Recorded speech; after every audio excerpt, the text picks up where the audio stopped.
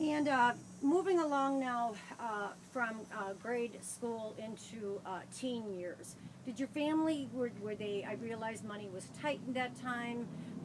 Do you remember anything big about, say, the war, or what do you recall of a young person? We What was remember happening in the world events? in those days, all we had was the radio. Radio. There was no television, so we had the radio, and of course newspapers. Which, as kids, you didn't read the newspaper. But one thing walking to school that we noticed every day on the windows was this little flag with a blue star in it, Oh. which showed those in the war. Yeah. And if it had a gold one, And it had a gold star, they died. deceased, Yeah. died during the war. And they even had them on the end corner poles of streetlights, those flags on that. So it was very popular. Yes. You want to talk to them, turn it off.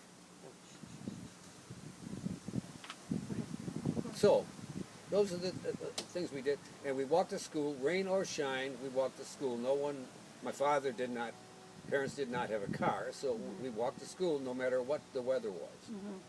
And we did it. Yeah. And you asked about money. Well, I'll tell you about money. Other than collecting 2 cents out of bottles and nickel for the larger bottles, Right. what we did was I had a paper route. And I would deliver newspapers in the morning, Early morning. early morning, every morning. Chippy and I, Magnus Yeah. Knudsen, we would pick up newspapers on Fullerton Avenue and deliver them. You learn your route. And one day at Christmas time, you give out calendars. And this one house, he gave me $6 as a tip. Now that was the nicest That's a thing big to tip. get, a big tip. And we had we delivered newspapers, and then we took up caddying. We caddied, so we always found a way to earn money. We didn't wait for people to give us money. We did things to earn our own money. We all had, Dick had little jobs, I had little jobs. Dolores would get the tips from I'd come home from the golf course, and any tips that I made, she'd be at the gate, and I would give her my tips every time. Or I'd be at the bus station. Or at the bus station, she would get my tips. And Part, so part of my tips. did your family, at what point did your family begin to go out and enjoy having some, maybe summer vacation out of the city? That came later. But tell me Because about they that didn't time. have it. Well, my father liked to go north fishing, so he knew some people, and there was a funeral home, Kisselberg Funeral Home, what was in the family in the early days in Wakanda. So my And how parents, far away was that? 60 miles. Outside north of Chicago? Yeah, Bangs Lake, outside of Chicago. Ron fished there many And no times. freeways. It was just Yeah, highway. yeah. So they would rent a cottage there every summer for 2 or 3 weeks, and that was the extent of the family Yeah. vacations. Other than when I went in the Army, my father took over my car. I bought a new car in 1956, Was it a Ford Fairlane? Ford Fairlane, yes. I know. And They know all our and I cars. turned the car over to my father because I was taken in the Army, and so he had the car. And with Uncle John, they came out and visited Yes, us. yes. I was at in Colorado. And what do you remember as being kind of a big invention for the time?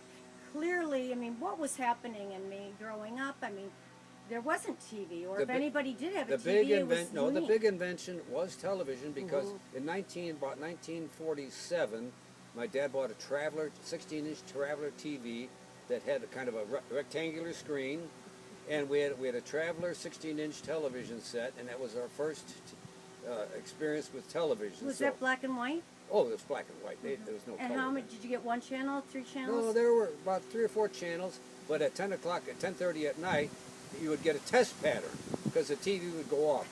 Right. It was test pattern. It's That over. was it. And before that, when we wanted to watch TV, we had to get the bus and the streetcar to go to Grandma's house to watch a little bit of TV. Mumsy was the Mumsy one had with a the TV. yeah.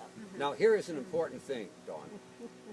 Before television, we had a radio. In those days, Yes. the radio were large, and in those days they had mystery shows and Inner Sanctum and Bulldog Drummond and different FBI and Peace and War, and you'd put your head under the radio and close your eyes and your imagination, and they had great actors in those radio shows. So you became actually more involved with the story than you do watching television, the story on television, because you're become involved with it because of your imagination. which is very good.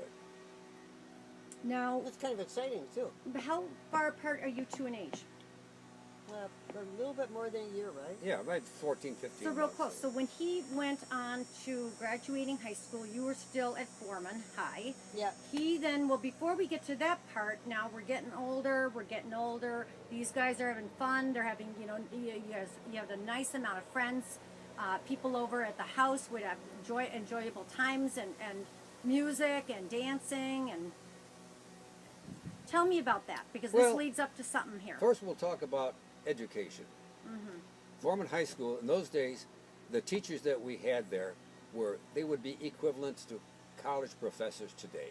They were excellent teachers. They taught trigonometry, college algebra, English, 4 years of English. You took all the subjects that they sometimes don't even take in college now. No. And so we learned grammar, we knew punctuation. I took Spanish and physics and college algebra, and I did very well. I made the National Honor Society in school. So you were both involved in things. She was involved in various things. You were involved in various She things. was We've involved seen in the clubs. yearbooks. You were in the Astronomers Club? She was in the Astronomers Club, the Stargazers. Stargazer Club. And so, And I joined the band. I was in the band and played clarinet. because you guys really love music. Somehow within your household, you've always had a love for music. Well, we had a piano. And my dad could pick out a tune on the piano. No, one hand. He didn't know chords.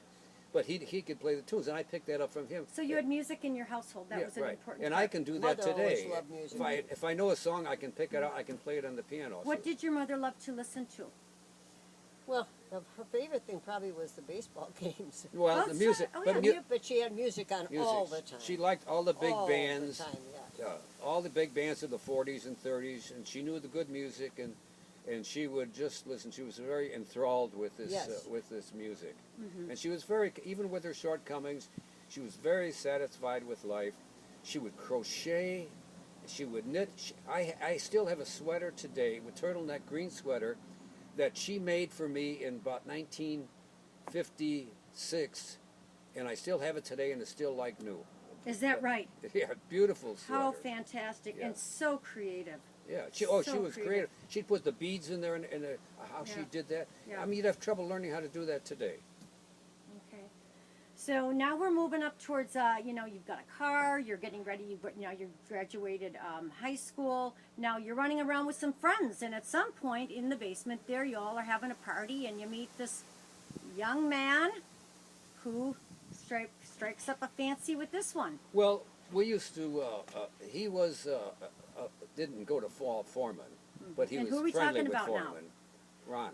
Lane Yep. Tech. Yeah. We're talking Yeah, about he Ron. he went to Lane Tech, but we met through Foreman High. He lived near Foreman High School, so we became friends, and we would go to the bowling alley and